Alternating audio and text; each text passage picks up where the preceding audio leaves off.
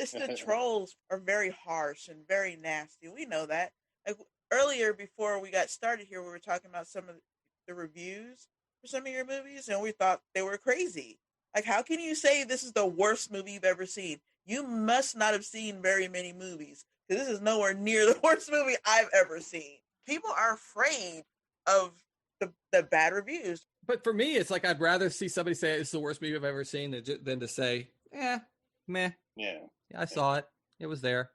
And it's like, I'll kill myself now. Like, I'd rather offend them to and made them reevaluate their whole love of cinema than to get, meh.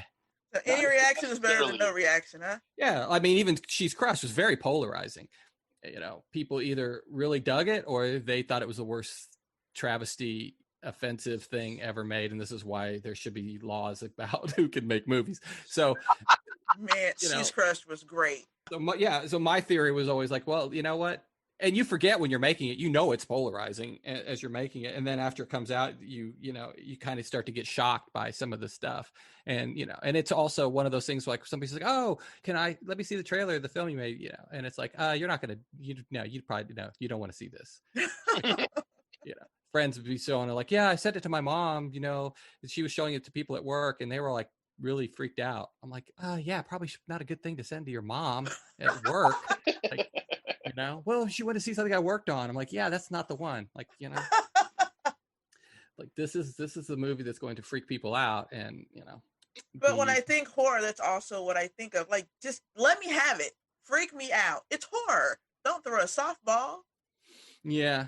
And I will admit the one scene, spoiler alert, where people were like, I can't believe you stabbed a pregnant woman in the stomach. I was like, well, to be fair, when she says she's pregnant and then the scene where she cuts her stomach were shot on different days.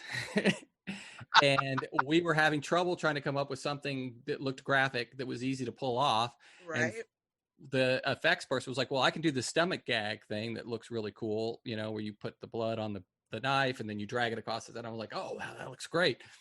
I'm just thinking what looks cool. Right. I'm not thinking that in a previous scene, she's admitted to being pregnant and now we're cutting said pregnant woman's stomach. I was waiting for it.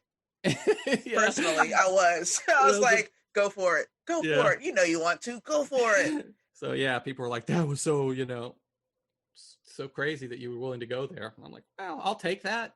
But at the same time, I didn't do it intentionally. So some of the craziest shit could be things that just happened. I don't know. I thought it was really good. So, and it's frankly what I would expect from a horror movie. You even had male full frontal. We don't get much of that. I was like, oh, wow. Hello. Yes, yeah. Yes. Sweden, it's not that big a deal, apparently. Hey. It was a shock to everyone on set. We were like, whoa, guess he didn't have anything on. Well, there we go. That's that. Well, surprise. Yeah, exactly what it was. We're all like, okay, well, I guess this has got some male full frontal in it now. Moving on. That's why I love low budget. I'm always pawing through the low budget because I like a good story. I don't even care what it is. Just give me the story. And however disgusting, ludicrous, ridiculous, embarrassing it's got to be, go for it. Let's do it. More people should do the police lobotomies. I'm with it. There were some great moments. I was really impressed. And then again, got me thinking about 47 hours. I mean, I get it. Somebody else, they pay for it. It's their production. It's whatever. So. Yeah, you start not having the full range of control. And then it's funny too, because it's like death by 1,000 cuts, right? Like you don't realize that it's getting watered down in the process. Right. It's just like, hey, can we lose this? I don't know about that. Let's move this. And before you know it, it's like, oh, wait, what happened? Yeah. You can't point to the moment in which it happened. Yeah.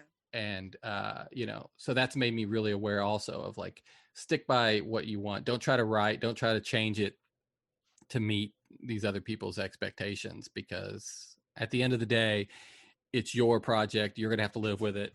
They're not going to have to. Right. So it should be something that that you can stand by or you can't. Right. So will there be more $20,000 budget movies in the future that I can look forward to?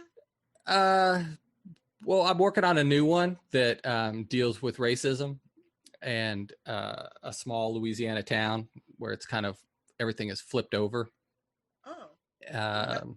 Where a black community made a deal with an entity and was able to, because it was based off of the idea that like the Black Wall Street and stuff, where black communities did really well, but then got fucked over.